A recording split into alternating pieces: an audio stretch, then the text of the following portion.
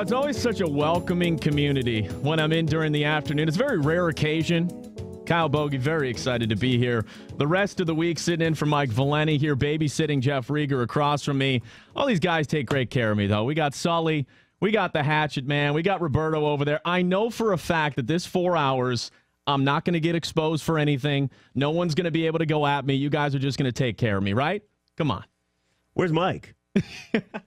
I'm sure that's what everyone out there in Metro Detroit is probably asking right now. I'm going home. See, the funny thing is, that guy carries me. I'm going home. You were supposed to be solo this week, and I got a call a few days ago, and they're look, Bogie, Jeff's done a great job. You know, he's been here for 4 months. He's been doing this deal with me, but we need somebody to really work with him because him on his own, he just can't function in real life. So I obliged. I said, you know what? I got other things going on. But, hey, I'll be here for Jeff. I'll make sure that we do the show and we do it right. Where's Mike?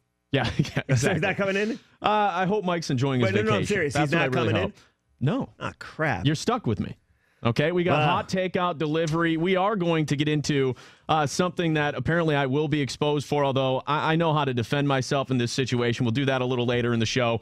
We also have to dive into the Christian McCaffrey-Leonard Fournette issue because there's a lot of people out there with some fresh, hot takes on those two deciding to sit out a couple of meaningless bowls.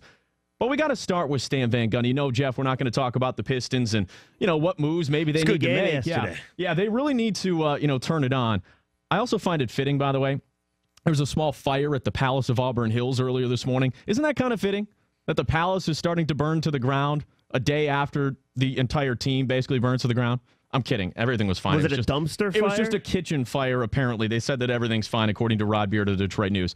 But Stan Van Gundy, of course, went on, you could call it a tirade. You could call it a little bit of a rant, if you will, last night after the Pistons got embarrassed on the road against the Chicago Bulls. The score really isn't important. They lost by like 40 or whatever it was, but they didn't even show up. And this is coming on the heels of this team having a team meeting, this team having a sort of, come to Jesus moment in which they say, okay, we're under the 500 mark, got to figure things out, and then that's the performance that you go out and you have. So I want to start by just playing a little bit of the Stan Van Gundy sound because, one, it was absolutely hilarious. It was entertaining, but I have a critical question for the people out there at 248-539-9797. Take a text at 97136. And we'll get to that. But I want to start by just playing you, courtesy of Fox Sports Detroit, some of what Stan Van Gundy had to say after that embarrassing performance by the Pistons last night. Stan, what's most concerning about what happened out there? That we got crushed at both ends. Team meeting my ass. That stuff's, like I said before, that stuff means nothing. It's what you do on the court. Talking's easy. It was a disgusting performance. So by all of us, me included. I mean, it was unprofessional, embarrassing, humiliating, whatever you want to say. It was terrible. First quarter, I noticed you went away from Reggie Jackson. He was more of a spotter up. Was that a? No, that wasn't us. That was him. That wasn't us. That was him. Well, when we went into the Washington game on Friday night, we were the number 2 defensive team in the league, and now we have 3 games where we can't stop anybody. So I don't have an explanation for that. It looks to me like a lack of effort and a lack of heart. That's what it looks like to me. And if you don't play hard, you're not going to have any confidence. Things aren't going to go. We looked like we were hoping the game would be easy tonight, and it wasn't, and we just caved. Well, it's just a matter of who now. We're not. I guarantee you, on Wednesday night, we're not trotting that 5 out there again. All right, so, Jeff, just remember, when we're playing a cut, and I'm sure we'll play some more Stan Van Gundy, don't talk over it, all right? I'm sorry, let's make sure we get this talking right. was easy. I'm just here to say it's not easy. All right, well, I struggle severely at it. Trust me, I'm very aware. That's why they called me into duty here. Stan Van Gundy, of course, roasting his team, all right? And I like the fact that Stan Van Gundy did include himself at least a little bit. But the question that we have for the people, did Stan Van Gundy go too far in his post-game press conference last night on Fox Sports Detroit? 248-539-9797. Because, ordinarily, I love this. Okay, when I was playing sports at a very young age, yes, I played high school sports, although it was soccer and basketball. There it is. We weren't very good at all. You played soccer? I did, yes. I was not a football player. I know, everybody can laugh. It's fine. Soccer. It's fine, but I love playing for a coach. Were you a midfielder? That would breathe fire. I actually was. I had to run so much. It was awful. I don't know how I did it.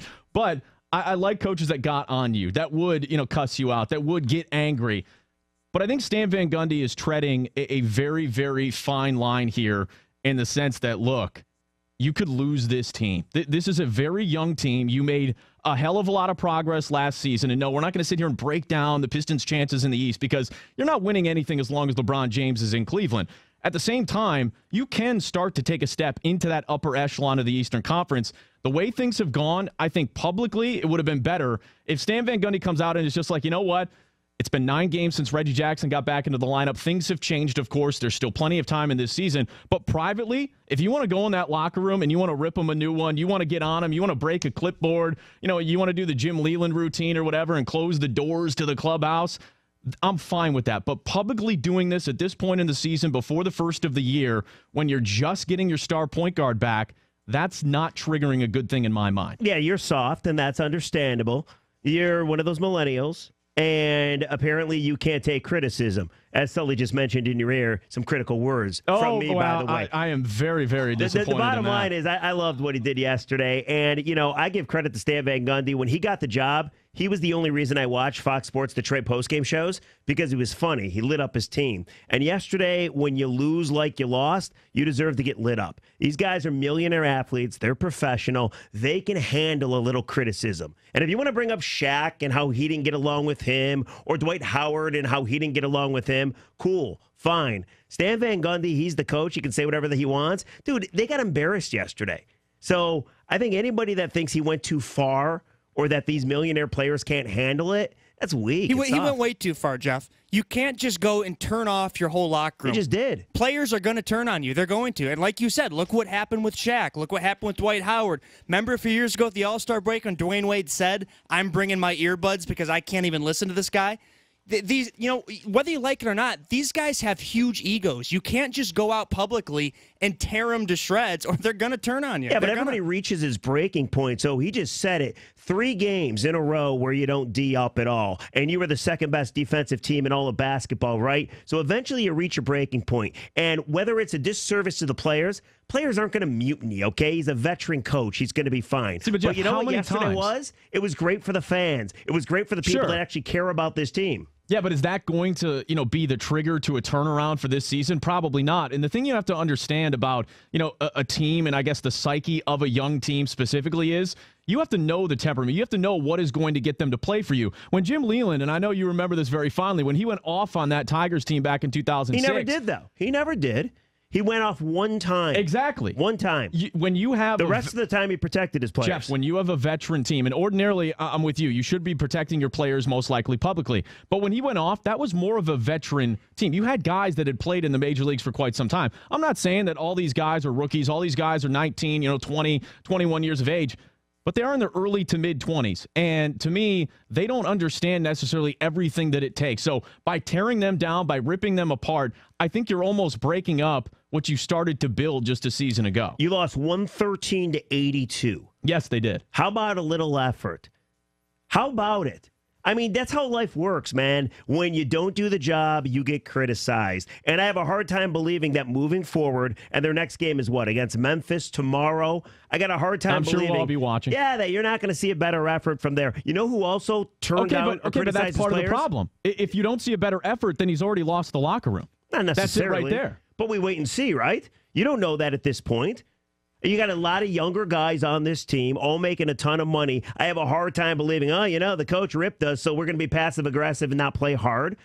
First, I just don't buy it, Bogie. You're the resident reporter here, okay? And I'm with you that I love honesty. I love a little truth and honesty, right? Yesterday was great for the media, without a doubt. Absolutely. There's no doubt. Those are great headlines. Those are clicks. Those are things that you can talk about. Those are things that we are going to talk about today. At the same time, I think it's a little soon. I think it's a bit much. And going out there and protecting your players a little bit longer, but being harder on them privately, to me, that's the approach to take, especially when you're trying to build something with a young core. Last year. Was that slow enough for you? Last year, a lot of the same players, right? Uh-huh. Right? And there were a couple moments like this last year where they're not, when they got their ass handed to them. But after the Tobias Harris trade, they were terrific down the stretch. Yeah, but what did they do? They went on, they made the postseason, and, they gave the Cavs, they got swept, but some of those games were kind of close. Did it feel like they were building, though? But my point being is, this guy has done this before, and I have a hard time believing that these players, because of yesterday, what he said in the media, all of a sudden, what, you're not going to play for him? Like, it's not a couple coaches ago where they mutinied, right? It's not John Michael, Kuster. Right, it's not Michael Curry and Allen Iverson. Remember the whole Thanksgiving Day practice? Remember that? Michael Curry was a dumbass for calling that practice because he knew Allen Iverson would not show up. You make yourself look bad in that situation. I think Stan Van Gundy is well aware what his players can handle, what they can't. And when you get your ass kicked like that, make it a 3-game losing skid, you deserve to take the heat. I think you guys are overreacting. 248-539-9797. Ticket text is at 97136. We'll get to some of your calls. Did Stan Van Gundy go too far last night in lambasting his team in that postgame? I thought it was a little bit too quickly. I think he could have waited. Privately, go ahead and rip your team. But you know what? Publicly, I think you got to protect these guys just a little bit. It's Valenti and Foster Show, 97 on the Ticket.